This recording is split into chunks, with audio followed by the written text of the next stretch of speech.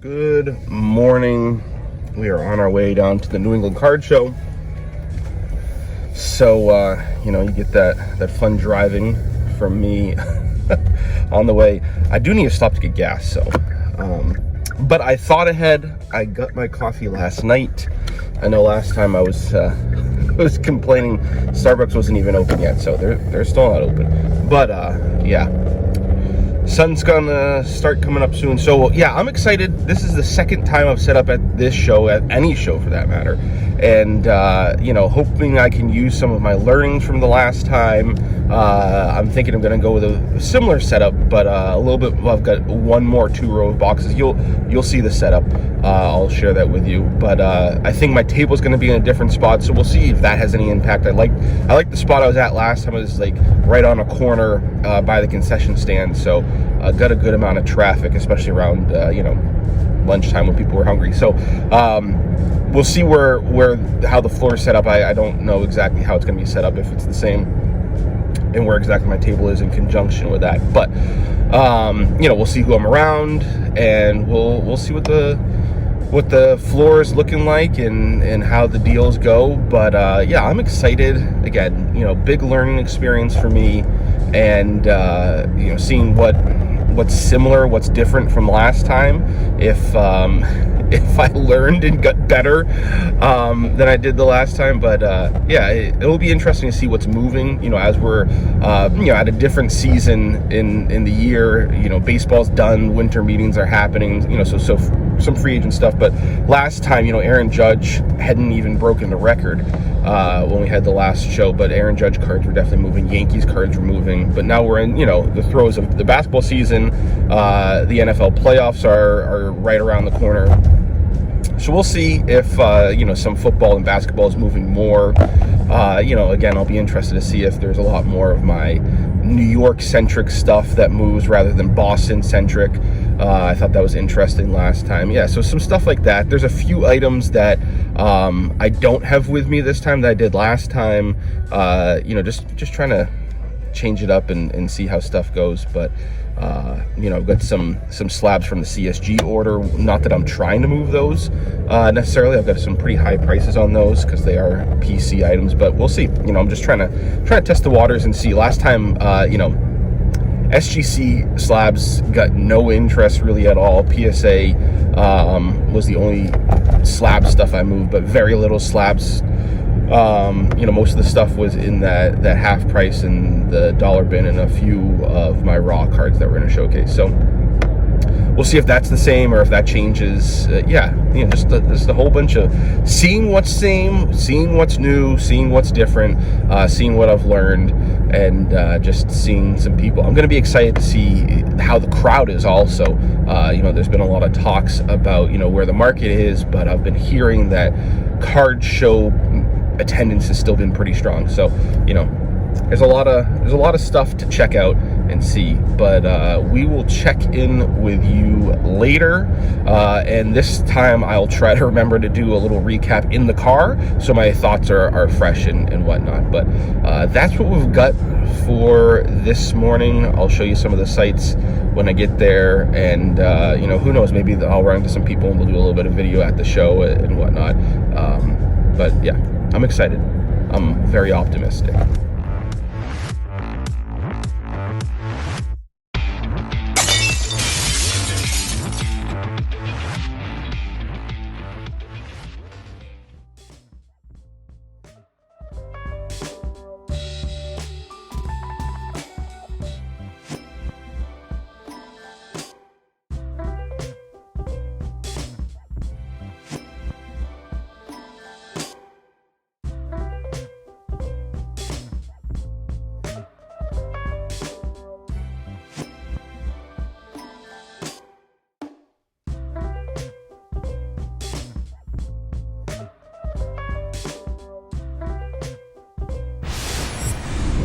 All right, so that's a wrap on my second day as a dealer, and had a really good time. Definitely a little bit different of a show, so some of the logistics, the floor plan gave us more space, like in the walkways, the alleyways, if you will.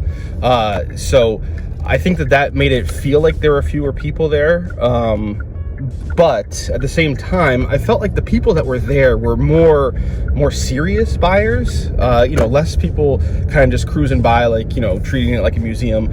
I was talking to one person. I was saying I feel like it was like, the hobby's been making a sauce, and we're boiling it down and getting it more concentrated. That's what it felt like to me. Is there were a lot more people that were walking up to the booth, and not everybody was buying necessarily, but everybody was looking at stuff and interested, rather than just kind of like looking and oh ho hum. And like everybody that I was looking at around me seemed like they were having a good day. A lot of good energy, a lot of kind of steady stream of folks. There was definitely like a big rush in the first hour. That seemed like when the most activity. There was a good stretch of 30-40 minutes where I was like really busy, and trying to keep things organized was a little bit challenging by myself. But that died down a little bit, and then it was just a little bit more consistent the rest of the day.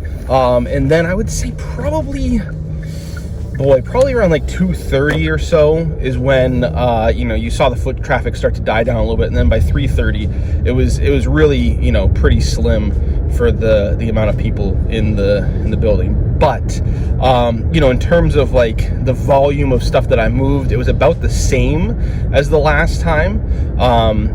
But it was different stuff that was moving this time. So definitely a lot of my half price bin and my dollar bin, those things I think are always popular. But more graded cards than last time, fewer of my raw cases, I call it. But not like, there was some of everything that was moving. Jordans weren't moving. That's what was moving, very easily last time. Kobe's were moving this time. So I think maybe I don't know how many Kobe's I brought, but I think I only brought 1 or 2 home. So, and one of those didn't even make it into the case. So, I wasn't really trying to sell that one. So that's good. I had 3 or 4 people come up and ask me about soccer cards. They wanted soccer cards, wanted to know if I had any soccer cards. I told them, whatever soccer I had was in my dollar bin. I don't have much, and they all dug through the dollar bin, found the soccer that I had that they wanted. So I know I had commented last time and said, my buddy Joe had a lot of soccer cards and was seeing, very few, if any, people buying. That was definitely different this time. So that's good to see. Had some hockey stuff that sold, again, dollar bin type stuff. But that makes sense with, it's in season. But a lot of basketball and football. But I also sold, I have very little baseball. I sold, pretty much all of it. So it was just like a lot of stuff was moving, which was great to see. And I wouldn't say that there's any sort of like really big themes other than, last time a lot of Jordans moved, this time a lot of Kobe's moved instead. A lot of people were looking at I had a few Dunkin' Donuts. I had brought 3 with me. One of them sold, the other 2, a lot of people were interested, whether they were just looking at it or whatever. But those brought a lot of eyeballs to my booth, which was interesting to see. There were some other things at my booth that I was surprised didn't get more interest. Some Celtic stuff, like I had a Jason Tatum rookie card. Only one person asked me at the very end of the day about that card. It's nothing major, but with the season that he's having and where we are, that was a little bit surprising. I had one Derrick Rose card. I had like 4 people that were talking about, they were interested, they were going to come back around, and, one of them came back and said that, he had run out of money. So, stuff like that was happening, but, interesting, Derrick Rose, out of all players, and the card that I have of his is not anything, spectacular. It's a Bowman orange numbered to like 299. So nothing too crazy. So that was really interesting to see. A lot of people were asking for more information on 90s inserts because they were noticing that's kind of like the stuff that I had. A lot of people were talking to me about, I just started digging into my collection, and, were asking, one person was asking me, why is the Scoring Kings Michael Jordan worth so much? I have one, and I looked at it on eBay, and I was surprised to see how much it was worth. So I had a good chat with him. always good seeing people, so Rob, sports card therapist, John, basketball card guy, Darren, midlife card crisis, Ooh Baby, I Like It Raw, some guys that I know from Facebook, so always fun to see people that we know. When, now I've been at the show, kind of like walking the floor twice and been set up as a dealer twice, so seeing some familiar faces, which is nice to get that continuity, and I was asking a lot of people, their thoughts, how the crowd was, the people who were set up to sell, how the selling was going, people who were there buying, what are they seeing? And much to my delight, the people who I know that love 90s were telling me that there was more 90s than they've seen before. Not as much as we'd like, because we'd love a room full of just 90s, but there was definitely more. I saw one guy who's a Kobe collector who brought some Kobe's with him that, he had available for sale, but, is not really trying to sell them. Unbelievable Kobe's that he had, 500 volts, Dunkin' Donuts, the list goes on and on. So always great to see some great eye candy. Some people had some really nice Jordans, but I didn't really get out to walk around too much. Again, being set up by myself, the guys around me were very helpful. If I needed somebody to kind of, watch it for a minute so I could go get water or whatever, but, I was not walking the floor. So, it was good to see that it was busy enough that I didn't feel like walking the floor, though. I felt like I was going to miss out on stuff until, the last half hour. I was, walking away and chatting with some people when there's hardly any people walking around. I might have missed out on sales in that last half hour. Who knows? Like, the last time I was there, that last hour made up probably about half of what I sold. So, I could have left something on the table. Who knows? But, again, a fun time, learned more, if I set up again, which, I'm definitely open to, if the opportunity arises, scheduling and all that kind of stuff has to line up well. And the next one, if I'm remembering the date, I think it's my daughter's birthday, so probably gonna be difficult to make that work. Wouldn't be surprised if that doesn't end up happening, but that's totally fine. But again, if I set up, I know some things that I'll do differently. Like, one of the things, I brought some backup cards for my half price bin, and I ended up putting all of them out. Not that I sold my entire half price bin like I did last time, but I sold a good portion of it. So something that I'll have to make sure I have plenty of backups for.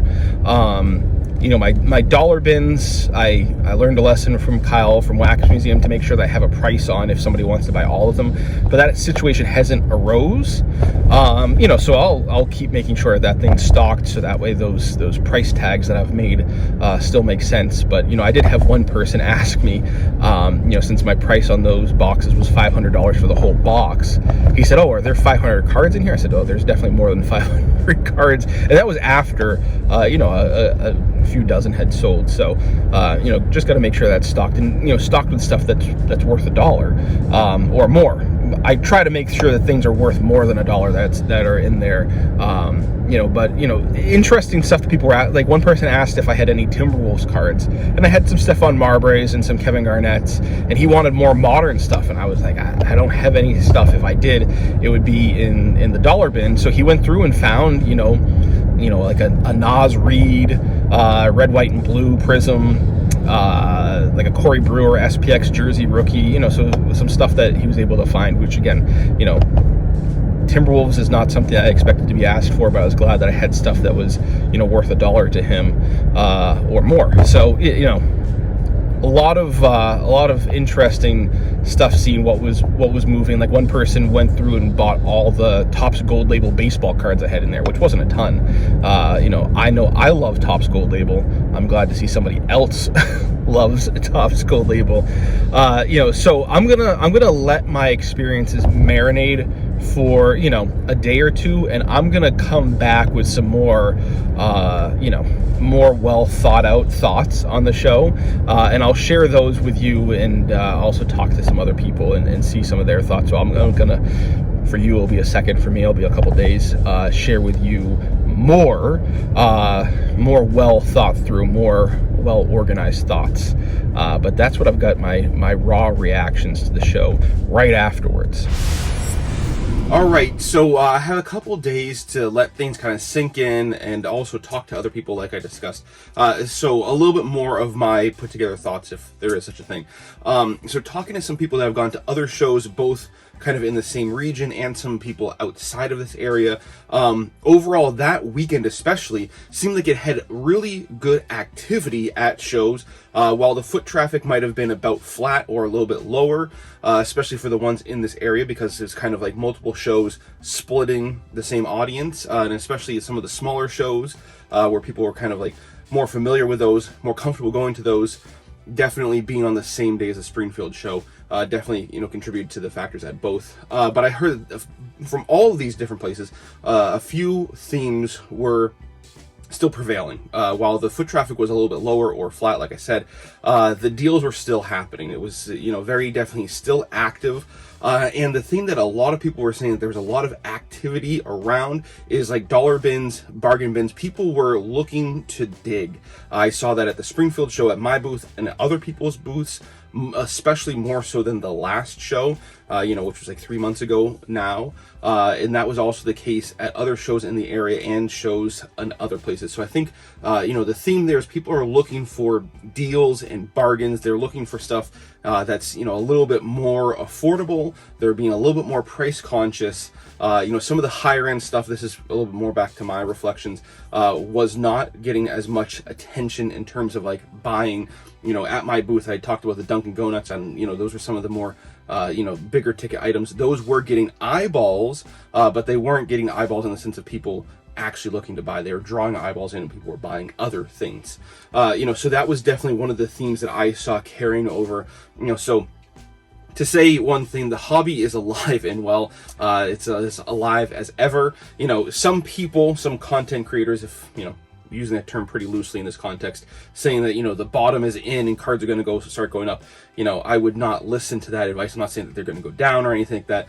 Me, I don't make any sort of predictions. But what I'm saying is the interest from serious collectors is still there. And when I was talking to some people that were at my booth, there are still new people coming in.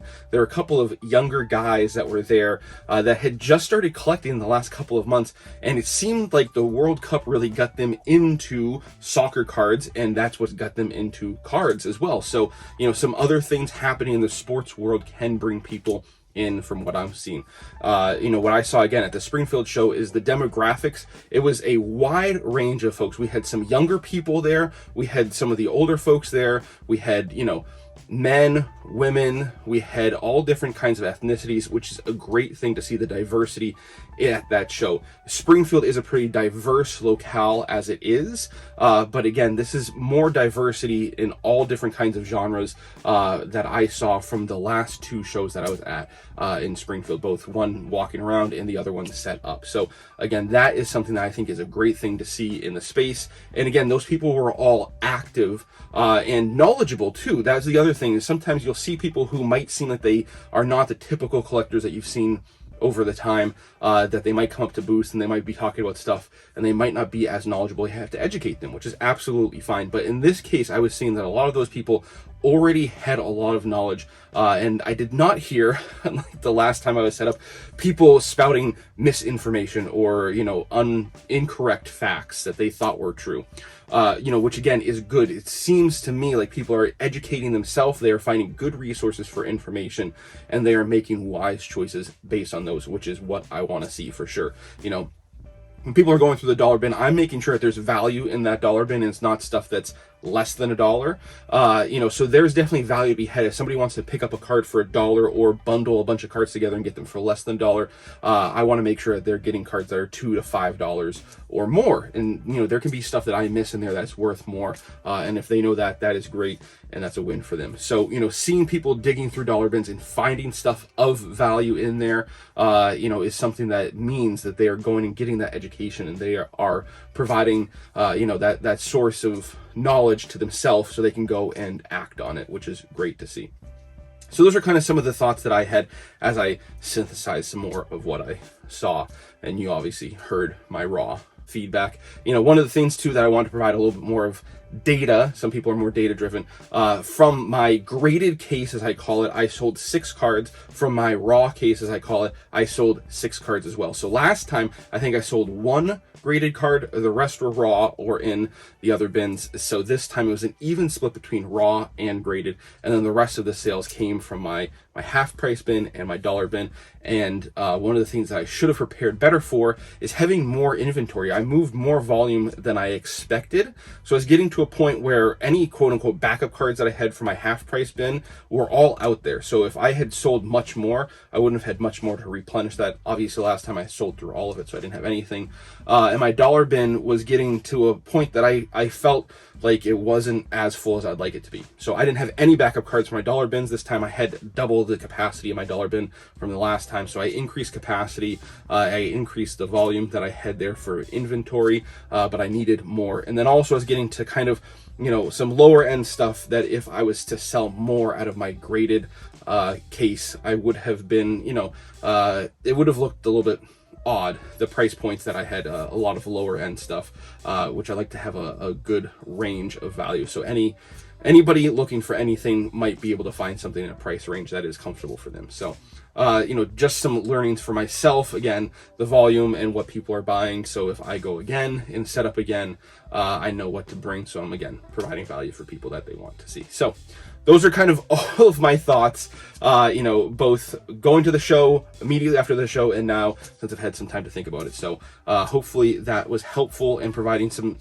and I forgot to even say, the only card that I added to my collection, I can't believe I forgot to mention this, but is the 96 Fleer Ultra, the Series 2 subset, Encore Rookie, Platinum Medallion of Allen Iverson in a BGS 9. And the beautiful thing about this BGS 9, you're looking at it, you're saying, wait a second, I thought you don't like cards with subgrades or missing subgrades from BGS. You flip it over and the subgrades are on the back. That means it is an old slab, one of the quote-unquote OG slabs, which is what I prefer if I have an option, between a new slab and an old slab from BGS, everything being consistent. I prefer the old slab. I might be in the minority there. I'm not sure. I'd love to hear your thoughts on that down in the comments. But that was the only card I picked up, and it was in a trade. Very happy. It was actually somebody that I met at National. We made a large trade at National.